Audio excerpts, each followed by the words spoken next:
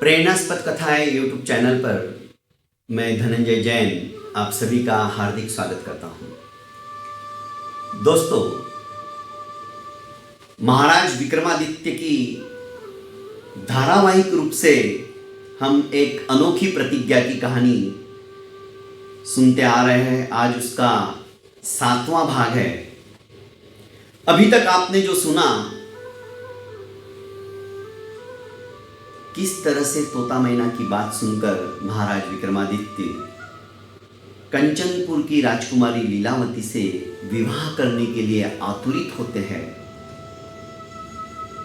राजकुमारी लीलावती की कितनी अजब और अनोखी प्रतिज्ञा थी कि कोई व्यक्ति मुझे पूरी रात के वार्तालाप में 4 बार बोलने के लिए उद्यत कर देगा, समुद्यत कर देगा। मैं बोल पड़ूंगी तो ही मैं उसको अपना जीवन साथी स्वीकार करूंगी, अन्यथा उसे आजन्म कारावास के अंदर डाल दूंगी।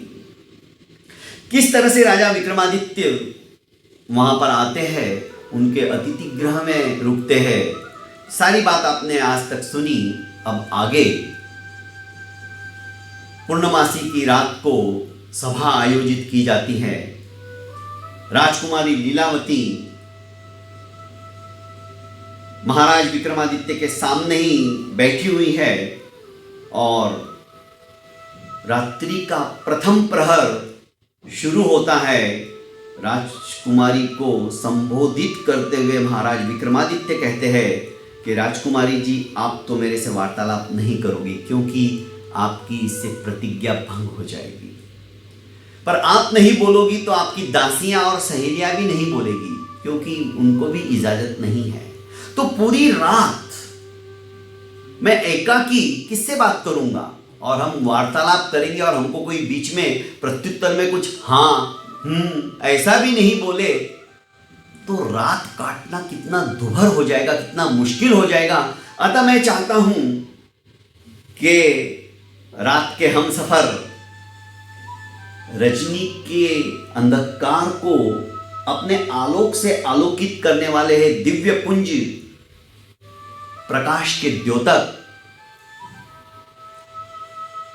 दीपक से निवेदन करता हूं कि दीपक, मेरी बात सुनकर आप मुझे जवाब दीजिएगा। जो जो मैं सवाल पूछूं आप प्रत्युत्तर में मुझसे वार्तालाप कीजिएगा। और दीपक की लो टिमटिमाती है और दीपक में से आवाज आती है मनुष्यवाणी के अंदर कि हे भद्र पुरुष, मेरा सौभाग्य होगा कि रात भर मैं एकाकी जागता हूं और संसार को अपने प्रकाश से प्रकाशित करता हूं, पर आज तक मेरी किसी ने भी कद्र नहीं की। तुम पहले इंसान हो जो मुझे इस तरह का प्रोत्साहन देकर मेरे साथ वार्तालाप करने के लिए तैयार हुए हो। महाराज विक्रमादित्य और दीपक की वार्तालाप सुनकर राजकुमारी लीलावती के साथ साथ संपूर्ण परिषद, संपूर्ण सभा आश्चर्यचकित हो जाती है। यह कैसा है? असंभव है। एक निर्जीव दीपक हमारे सामने बोल रहा है। रानी कभी राजकुमार से दिखने वाले उस श्रेष्ठी पुरुष को देखती तो कभी दीपक को देखती। आखिर समय व्यतीत नहीं करते हुए महाराज विक्रमादित्य ने दीपक को संबोधित करते हुए कहा कि दीपक, क्या तुम कहानी सुनने के लिए तैयार हो? मैं तुम्हें एक छोटी सी कहानी सुनाता हूं। दीपक ने कहा, हाँ भद्र पुरुष, मैं उत्सुक हूं तुम्हारी कहानी सुनने के लिए। तुम अपनी कहानी शुरू कीजिए। महाराज विक्रमादित्य कहते हैं कि श्रीधर नामक एक बहुत बड़े श्रेष्ठी थे, व्यापारी थे और प्रतिष्ठापुर के अंदर उनकी प्रतिष्ठा जमी हुई थी। उनकी चंद्रनयनी नामक लड़की से उनके इकलौते पुत्र कामदेव का विवाह संपन्न हो गया था। पर उनकी मानसिक चिंता इतनी ज्यादा हो गई थी क्योंकि विवाह के पश्चात चंद्रनयनी जैसे ही विवाह हुआ 2 दिन के बाद जब वो पिहर गई तो वापस लौटने का नाम ही नहीं ले रही थी, पिहर में ही जाके बस गई।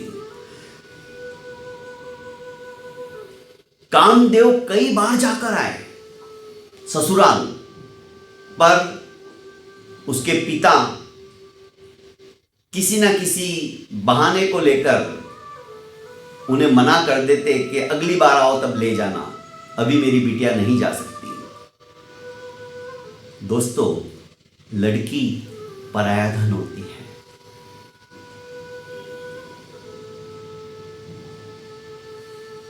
चंद्रनयनी की मां नहीं थी, उसके मां बाप उसके पिता ही थे।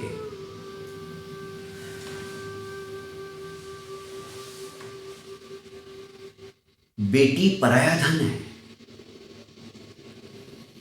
और ये सभी भली भांति जानते हैं, पर उस बेटी का अपने पिता के प्रति इतना आदर, इतना सम्मान था कि मां नहीं होने के कारण से वो पिता को एकाकी छोड़ना नहीं चाहती थी। बिटिया कौन होती पता है ना? किसे कहते बिटिया जानते हो? अरे घर आने पर जो दौड़ कर आए उसे कहते हैं बिटिया। थक जाने पर जो प्यार से माथा सहलाए उसे कहते हैं बिटिया। कल दिला देंगे कहने पर जो मान जाए उसे कहते हैं बिटिया। हर रोज समय पर जो दवा की याद दिलाए उसे कहते हैं बिटिया। घर को मन से फूलों की तरह सजाती रहे उसे कहते हैं बिटिया। सहते हुए भी अपने दुख को जो उजागर ना करे उसे कहते हैं बिटिया। दूर जाने पर बहुत रुलाए उसे कहते हैं बिटिया। पति की होकर भी जो पिता को ना भुलाए उसे कहते हैं बिटिया। और मीलों दूर होने के बाद भी जो पास होने का एहसास दिलाए दोस्तों उसे कहते हैं बिटिया। एक मिट्टी सी मुस्कान है बेटी, यह सच है कि चंद दिनों की मेहमान है बेटी। उस घर की पहचान बनने वाली है जिस घर से अनजान है बेटी, अनजान है बेटी। दोस्तों, यह बेटी भी चंद्रनयनी ऐसी ही थी। अपने पिता की सेवा शुश्रूषा में ही उसका मन लगा रहता था।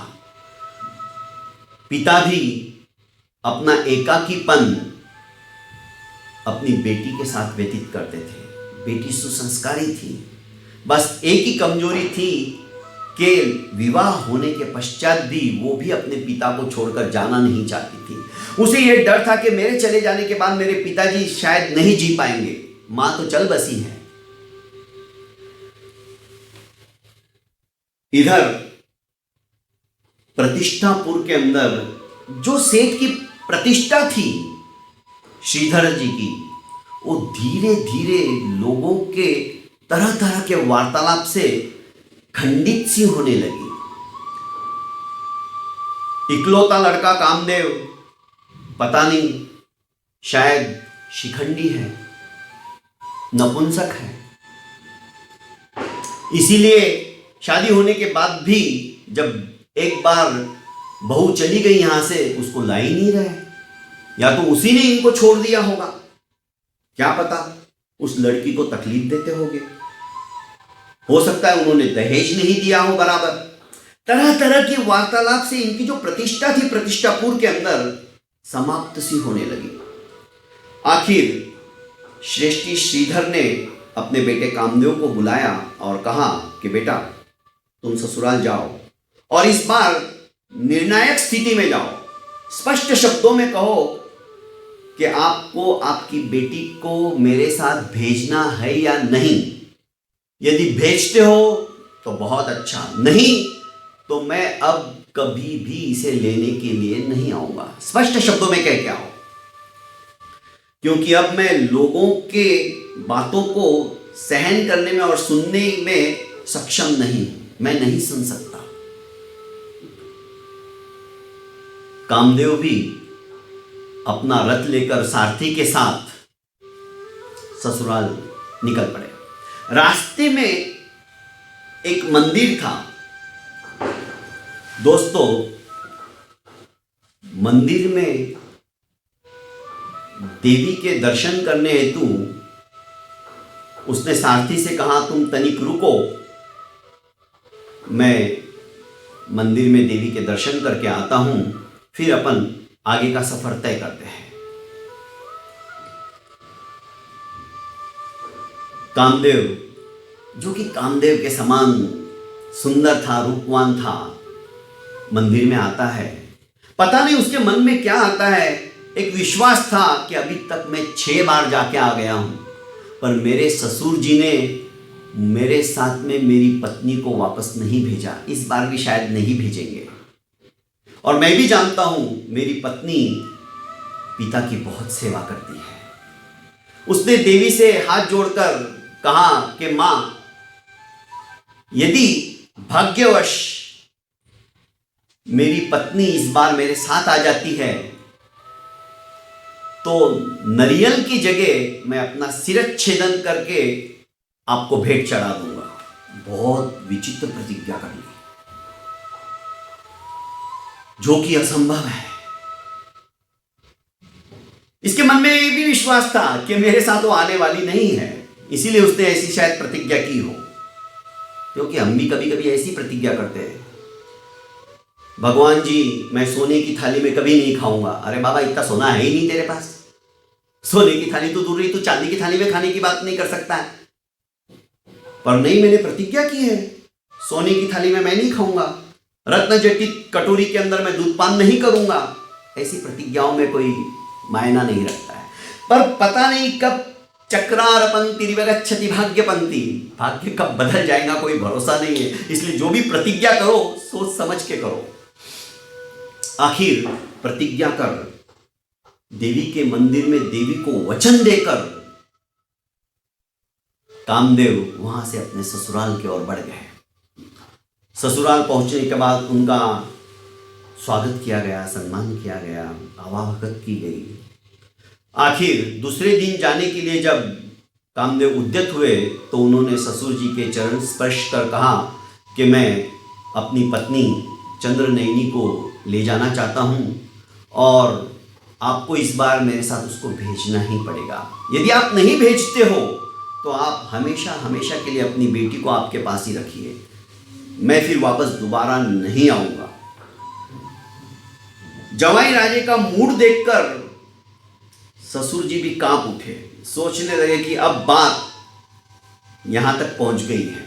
इस बार यदि मैंने अपनी बेटी को नहीं भेजा तो शायद हमेशा हमेशा के लिए मेरी बेटी इसी घर में पड़ी रहेगी। बेटी का घर तो जहां ससुराल है वही होता है। आज तक इसने मेरी बहुत सेवा की। उसने अपनी बेटी को बुलाया, समझाया और कहा कि बेटा तुमको इनके साथ अब जाना ही पड़ेगा। दोस्तों, चंद्रनयनी अपने पति के साथ रथ में आरूढ़ हो गई और ससुराल की ओर निकल पड़ी। सारथी मंथर गति से रथ चला रहा है। जैसे ही उस कानन के अंदर, उस जंगल के अंदर वह देवी का मंदिर आया, कामदेव ने अपने सारथी को कहा कि भाई तनिक विश्राम कीजिए, आप घोड़ों को भी छोड़ दीजिए, उनको भी चारा पानी खाने के लिए दे दीजिए और मैं बस पूजा करके लौट आता हूं। कामदेव मंदिर के अंदर प्रविष्ट हो गए। उन्होंने सोचा मरना तो एक दिन सभी को है, सुनिश्चित है। कोई भी अमरता का पट्टा लिखाकर नहीं आया है। जो जन्मा है वो सुनिश्चित मरेगा। मैंने मां को वचन दिया है, देवी मां यदि इस बार मेरी पत्नी मेरे साथ आ जाएगी तो मैं नरियल की जगह अपना सर तुम्हें चढ़ाऊंगा और मुझे अब अपनी प्रतिज्ञा पूरी करनी ही होगी। उसने अपना खड्ग निकाला और अपनी गर्दन काट के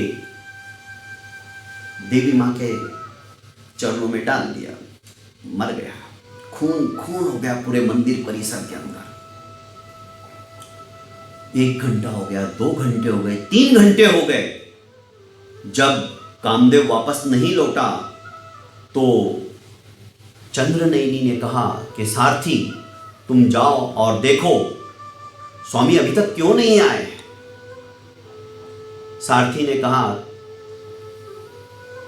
कि आ ही रहे होगे, इस सुने जंगल में मैं एकाकी आपको छोड़कर नहीं जाऊंगा, नहीं तो मालिक नाराज हो जाएंगे।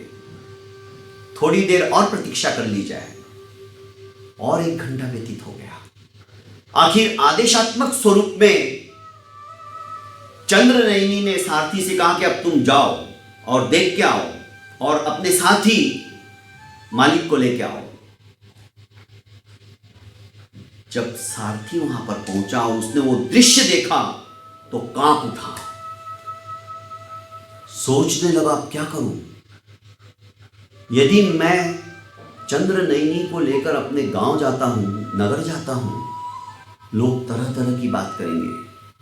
चंद्रनयनी बहुत रूपवान है, हो सकता है इसी सारथी ने कामदेव को मार दिया हो और इसके साथ भी गलत काम किया हो, और अब ये दोनों आए हैं। पहली ये लड़की तो आई नहीं थी, अब आई तो चंद्रसेना को दोषी ठहराएंगे, चंद्रनयनी को दोषी ठहराएंगे। इसके माथे के ऊपर कलंक का तिलक लग जाएगा। तरह तरह के विचार उस सारथी के मन में आने लगे। मुझे भी लोग धिक्कारेंगे, यहां तक कि मुझे सजाए मौत भी दिला देंगे, क्योंकि कामदेव के पिता एक बहुत बड़े श्रेष्ठी हैं, व्यापारी हैं। राजा भी उनका सम्मान करता है। राजा को कहकर मुझे मृत्युदंड दिला सकते हैं। अब मेरा भी यहां पर जीवंत रहने में कोई सार नहीं है, कोई फायदा नहीं है। उसने कामदेव का ही खड्ग लिया जो वहां पर गिरा हुआ था और अपनी भी गर्दन काटकर मंदिर परिसर में डाल दी। इधर भरपूर समय हो गया, सूर्यास्त होने आया। चंद्रनयनी परेशान हो उठी, भागती हुई आई देखने को कि क्या हुआ, इतना समय क्यों लग रहा है पूजा करने में। पर जैसे ही उसने मंदिर परिसर के अंदर पैर रखा, चारों तरफ खून ही खून था, खून प्रवाहित हो रहा था। 2-2 मस्तक, 2-2 लाशें वहां पर पड़ी थी। चंद्रनयनी किम कर्तव्य मूड सी खड़ी हो गई, सोचने लगी यह अनर्थ कैसे हो गया। उसने भी वह खड्ग उठा लिया और कहा कि मां तेरे दरबार के अंदर, तेरे मंदिर परिसर में, तेरे देखते हुए इतना बड़ा नरसंहार हो गया। 2-2 पंचेंद्रिय जीवों की हत्या हो गई और तुम कुछ नहीं कर पाई। धिक्कार है ऐसे अस्तित्व को। अब मैं भी जीकर क्या करूंगी। उसने वह खड्ग उठाया और जैसे ही अपनी गर्दन काटने के लिए उद्यत हुई, देवी प्रकट हुई और उसने उसको रोकते हुए कहा कि बेटा तुम ये अनर्थ अब मत करो। तो मैं क्या करूं जीकर।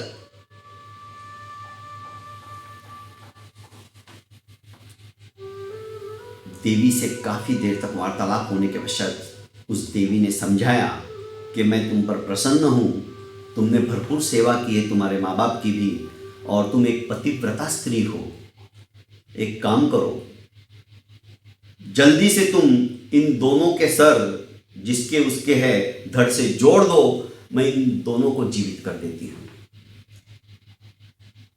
अब उस चंद्रनयनी ने दोनों के सिरों को लगा दिया, जोड़ दिया, और देवी ने उनको अभिमंत्रित कर जागृत कर दिया। अब आगे क्या होता है, किस तरह से ये दोनों जीवित होने के पश्चात पर एक बहुत बड़ी गलती यहां पर हो गई चंद्रनयनी से। उसने सारथी के धड़ को कामदेव का सर लगा दिया था और कामदेव के धड़ को सारथी का सर लगा दिया था। अब दोनों में इसका पति कौन होगा, ये आगे दीपक से किस तरह से महाराज विक्रमादित्य सवाल पूछते हैं और उसके जवाब में दीपक क्या उत्तर देता है, दीपक सही जवाब देता है या नहीं देता है, क्या प्रत्युत्तर में उसकी बात काटते हुए राजकुमारी लीलावती बोल उठती है और अपनी प्रतिज्ञा का पहला अंश वो तोड़ देती है, ये तो सुनने के बाद ही पता चलेगा। मिलते हैं अगले भाग के अंदर, तब तक के लिए इजाजत चाहते हैं।